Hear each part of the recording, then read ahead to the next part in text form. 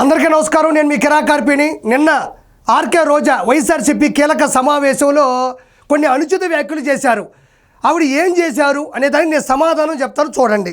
తప్పు చేసి జైలుకి వెళ్తే అవమానంగా భావించాలి కానీ తప్పుడు కేసు వల్ల లోపలికి వెళితే బాధపడాల్సిన అవసరం లేదు.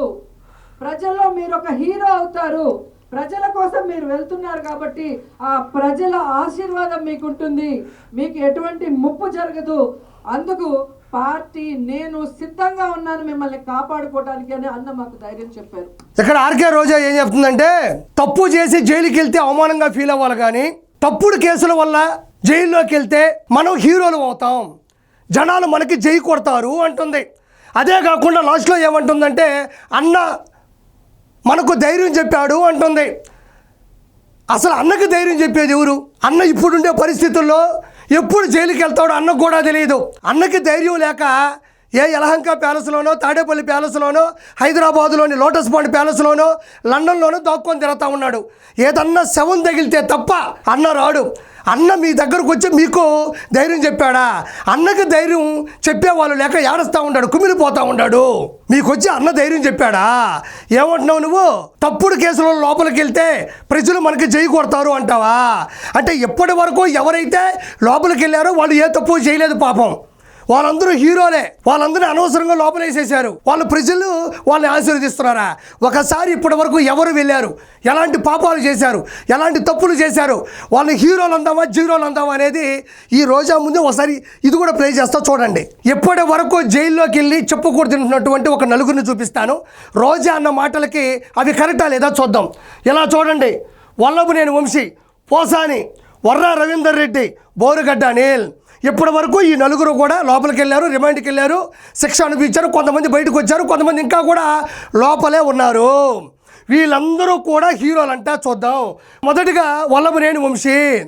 వల్లభనేని వంశీ గన్నవరంలో ఉండేటువంటి టీడీపీ ఆఫీస్ మీద అధికార ముసుగులో, అధికార వ్యామోహంలో, అధికార దాహంతో ఒక్కసారిగా కండ కావడంతో గన్నవరంలోని టీడీపీ ఆఫీస్ మీద ఆకస్మిక దాడులు జరిపించి మొత్తం కూడా కొలాప్స్ చేయడం జరిగింది. అంతేకాకుండా అక్కడ పనిచేస్తున్నటువంటి తెలుగుదేశం సభ్యత్వానికి సంబంధించిన కార్యకర్త సత్యవర్ధన్ని కిడ్నాప్ చేయడం జరిగింది. వాటన్నిటికీ సంబంధించినటువంటి కూడా కేసు డీటెయిల్స్ కూడా ప్రూవ్ అయ్యాయి. అదేవిధంగా ఎవరైతే సాక్షి ఉన్నాడో ఆ సాక్ష్యం చెప్పాడు, అన్ని కరెక్ట్ కూడా అయ్యింది. అతన్ని లోపలికి వెళ్ళడం జరిగింది. ఇదే కాకుండా ఇదే వల్లభనేని వంశీ అసెంబ్లీ సాక్షిగా భువనేశ్వర్ గారిని ఎలాంటి అనుచిత వ్యాఖ్యలు చేశాడు అన్నది కూడా మీరు చూశారు. అవి యూట్యూబ్లో కూడా ఉన్నాయి. అదొక్కటే కాదు, బయట కూడా ప్రెస్ మీట్లు పెట్టి దారుణమైనటువంటి బూతులు కూడా తిట్టాడు. అప్పట్లో ఇప్పట్లో ఎప్పటికీ కూడా సోషల్ మీడియాలో అవి అలానే ఉన్నాయి. కాబట్టి ఇన్ని దోషాలు చేసిన వ్యక్తి, ఆడవాళ్ళని దూషించినటువంటి వ్యక్తి, ఒక కార్యకర్తని కిడ్నాప్ చేసినటువంటి వ్యక్తి, టీడీపీ పార్టీ ఆఫీసుని ధ్వంసం చేసినటువంటి వ్యక్తి లోపలికి వెళ్ళకూడదా? ఇతనికి జై కొట్టాలా, జైల్లో పెట్టాలా? అదేవిధంగా పోసాని కృష్ణమురళి, ఇతను స్పోక్స్ పర్సన్గా పనిచేశాడు. ఇతను ఒక మంచి రైటర్, సినిమాలో యాక్టింగ్ చేశాడు. దాని గురించి నేను మాట్లాడదలుచుకోలేదు. వైఎస్ఆర్సీపీలోకి వచ్చిన తర్వాత ఏదైతే జగన్మోహన్ రెడ్డి ఇచ్చే చిల్లర పైసలకి మైహోమ్ పూజలో 3 ఫ్లాట్లు కొన్నాడు. అంటే 3x7 21 కోట్ల రూపాయలు చేసే విలువ ఫ్లాట్లు కొన్నాడు. అదేవిధంగా 160 కోట్లు విలువ చేసేటువంటి పొలాలు, స్థలాలు, బంగళాలు, బంగారాలు ఇతర పేరు మీద ఉన్నాయి. జగన్మోహన్ రెడ్డి డబ్బులు ఇచ్చి తిట్టమంటే ఎవరిని పడితే వాళ్ళని దారుణంగా దూషించాడు. అందులో భాగంగా పవన్ కళ్యాణ్ గారి సతీమణిని, వాళ్ళ పిల్లల్ని, వాళ్ళ కుటుంబాన్ని, కూటమి ప్రభుత్వంలో ఉండేటువంటి ఏదైతే ఉన్నారో ఆ వ్యక్తులకు సంబంధించిన వాళ్ళు కూడా దారుణంగా కూడా ఏమాత్రం కూడా ఆలోచించకుండా తిట్టినటువంటి వ్యక్తి.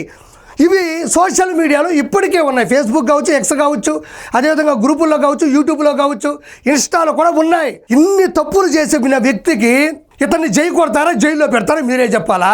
ఇది వర్రా రవీందర్ రెడ్డి అనే వ్యక్తి ఏదైతే జగన్మోహన్ రెడ్డి దగ్గర తొత్తుగా పనిచేస్తూ కోట్ల రూపాయలని అకౌంట్లో వేసుకొని ఆడవాళ్ళని, నారా బ్రాహ్మణి గారిని కావచ్చు, అదేవిధంగా భువనేశ్వర్ గారిని, అదేవిధంగా రాయపాటి అన్నా గారిని, వంగలపూడి అనిత గారిని, అదేవిధంగా నా సతీమణి లక్ష్మీ ప్రసన్నాని దారుణంగా మార్పింగ్ ఫోటోలు, బూతులు విచ్చలవిడిగా దారుణంగా ఆడవాళ్ళు సూసైడ్ చేసుకునే స్థాయిలో మనస్తాపానికి గురయ్యే స్థాయిలో విచ్చలవిడిగా పోస్టులు పెట్టాడు. ఇప్పటికీ అవి ఫేస్బుక్లో, ఇన్స్టాలో, ఎక్స్లో, గ్రూపుల్లో చక్కలు గుర్తూనే ఉంటాయి.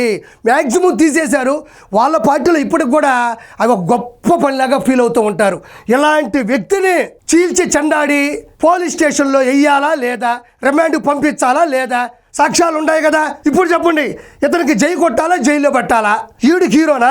ఇలాంటి తప్పుడు పనులు చేసిన వ్యక్తి జనాల్లో మద్దతు పొందుతాడా? చెప్పు రోజా.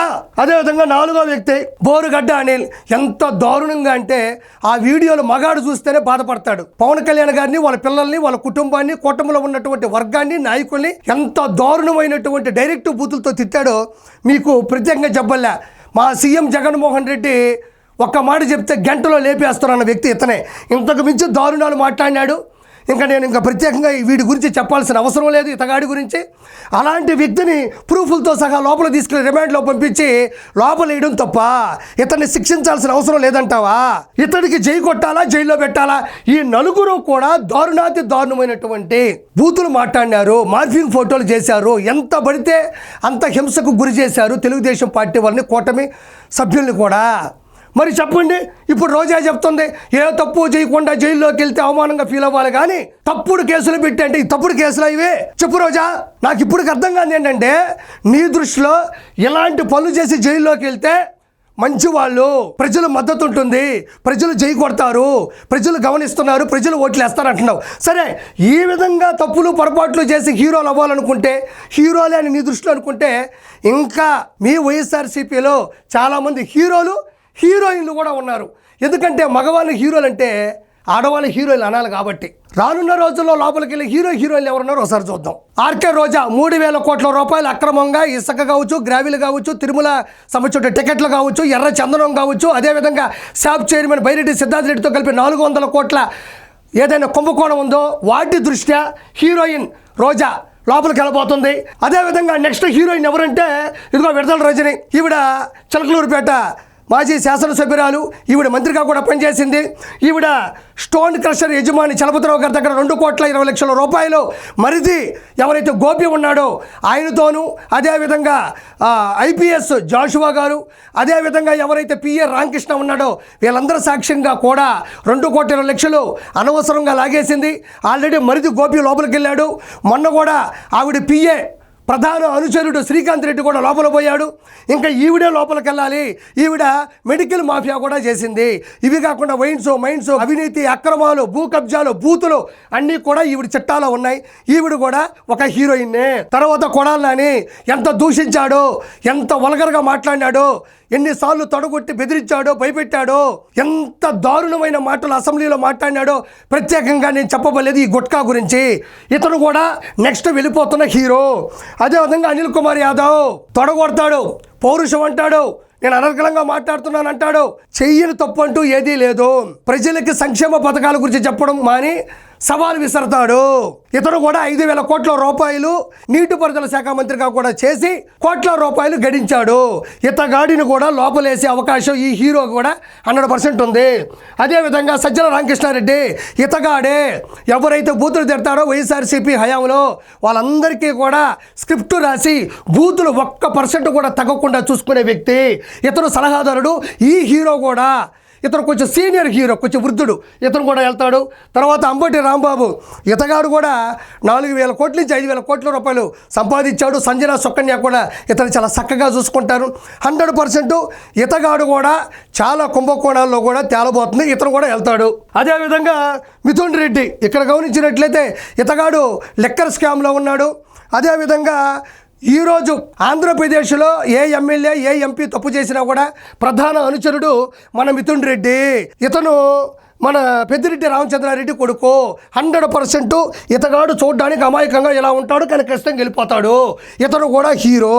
ఇతను కూడా సజ్జల భార్గవరెడ్డి, సజ్జల రామకృష్ణారెడ్డి కొడుకు. ఈ హీరో కూడా 100% వెళ్ళిపోతాడు. ఇతగాడే ఐపాక్ టీముని నడిపాడు. ఇతగాడే జగన్మోహన్ రెడ్డి డబ్బుని వీళ్ళందరికీ అకౌంట్లో కొట్టి బూతులు తిట్టండి అని ఆజ్ఞాపించేది ఈ పిల్ల సజ్జలే. ఈ ఇతగాడి కింద ఇంకా చాలా మంది కూడా సోషల్ వర్కర్లు ఉన్నారు. వీళ్ళందరినీ పక్కన పెడితే he's an one and only, ఎప్పుడు వెళ్తాడో తెలియదు కానీ ఎప్పటికీ బయటకు రాడు అనుకునే ఒక హీరో ఉన్నాడు. ఆ హీరో గురించి చెప్తా చూడండి.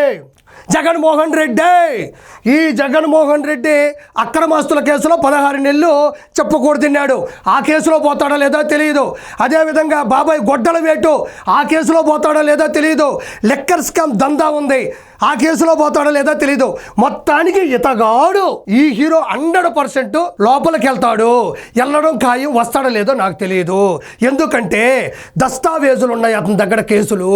నేను దీనిబట్టి చెప్పేది ఏంటంటే, ఈ అన్న మీకు ధైర్యం చెప్పాడా? అన్నకి ధైర్యం చెప్పేవాళ్ళు లేక లోపల కూర్చొని కుమిలి కుమిలి ఏడుస్తున్నాడు. నువ్వు మళ్ళీ చెప్పాలా?